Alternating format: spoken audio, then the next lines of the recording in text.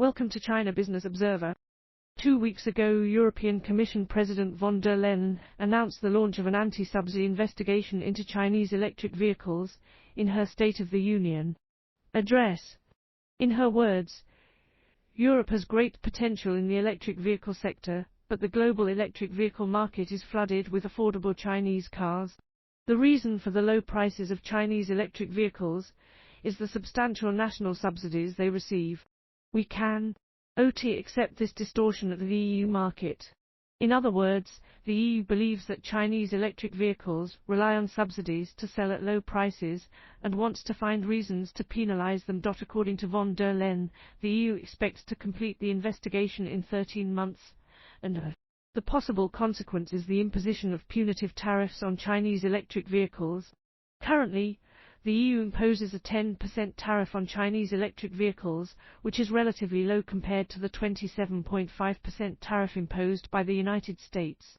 Informed sources revealed that if the investigation ultimately reaches a positive conclusion, the EU may also consider raising the tariff to 27.5%.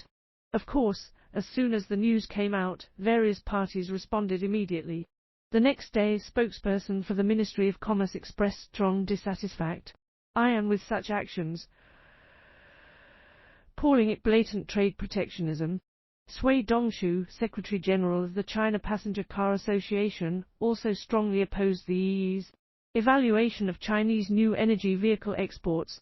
There have been numerous media reports on the issue as well. Today, based on this news, let's take stock of the relevant content, focusing on three main questions. Why did the EU launch this investigation? What is the investigation about? And how significant could the impact be? Let's start with the first question. Why did the EU initiate an anti-subsidy investigation against China?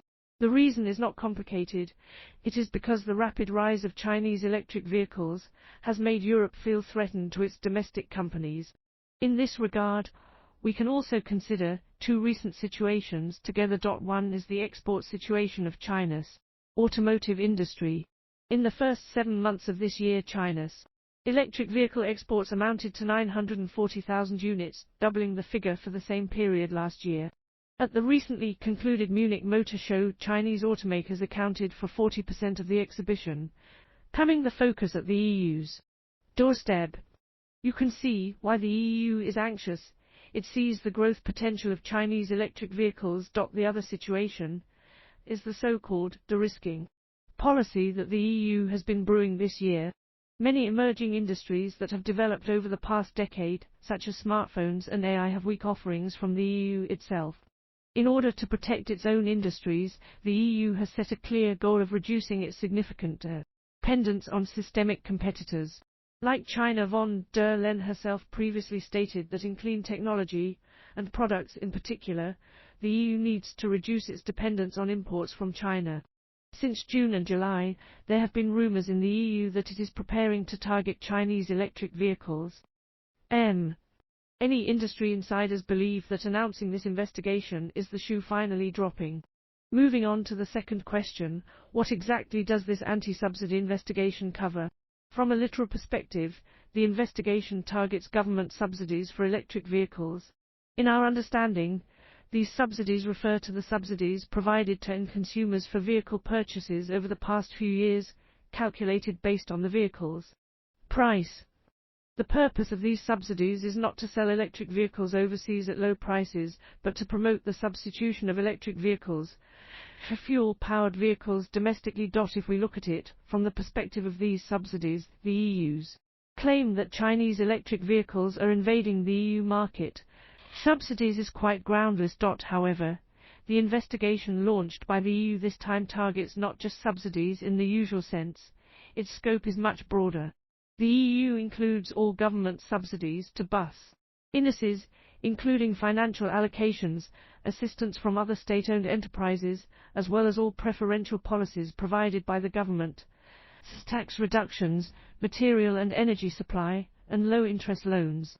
In short, as long as the government provides any kind of benefits, even if not directly labeled as subsidies, they are considered as such. Knowing these 2 points, let us now look at the last question. What potential practical impact could this anti-subsidy investigation have? The opinions of most industry insiders are that there will be an impact, but it is not uncontrollable.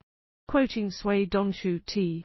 The investigation will have some impact on the export of Chinese electric vehicles, but it is by no means a catastrophic blow, just a normal phenomenon in the development process. Regarding the impact on car companies specifically, the media outlet Caijing 11 conducted a detailed analysis looking at short-term, medium-term, and long-term impacts. Let me briefly summarize. In the short term, the EU's investigation will have minimal impact on Chinese car companies. Sales in Europe. Firstly, the bulk of Chinese car sales in Europe are from European brands acquired by Chinese car companies, or at least have European background. For example, the sales of Dongfeng Eolus and Geely Link-Co, although counted as Chinese brands, produced in Europe and are unlikely to be investigated. Secondly, for well-known Chinese brands like BYD Spun and Great Wall Motors, which mainly export to Southeast Asia, their presence in Europe is limited, and the best-selling BYD only sold 4,083 units in 2022. Therefore, the impact of the anti-subsidy investigation on these car companies is also minimal. In the medium term, looking at a 3-year period, this policy will indeed have an impact on Chinese car companies. Expansion in the European market. Although Chinese domestic car companies currently have a low market share in Europe, it is a critical time for them to enter the European market. After the launch of the anti-subsidy investigation, Chinese car companies that produce domestically and sell in Europe will face an additional risk. A feasible solution is to establish production plants in Europe. However, building a plant in Europe also takes time, possibly 2 to 3 years before shifting to European production capacity. More importantly, these 3 years are also a crucial window for European car companies. At the Munich Motor Show, European car companies displayed advanced electric models that will enter mass production 2 to 3 years later.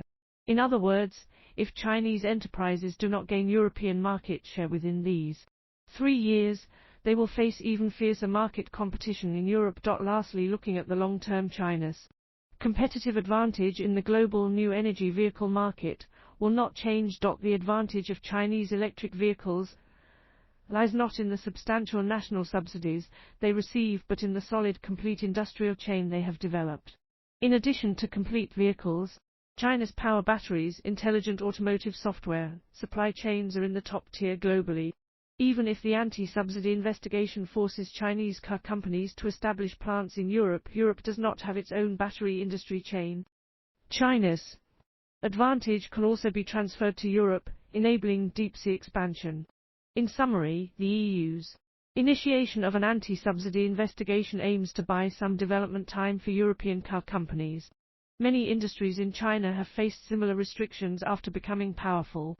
However, these restrictions have not ultimately changed the overall progress of industry development.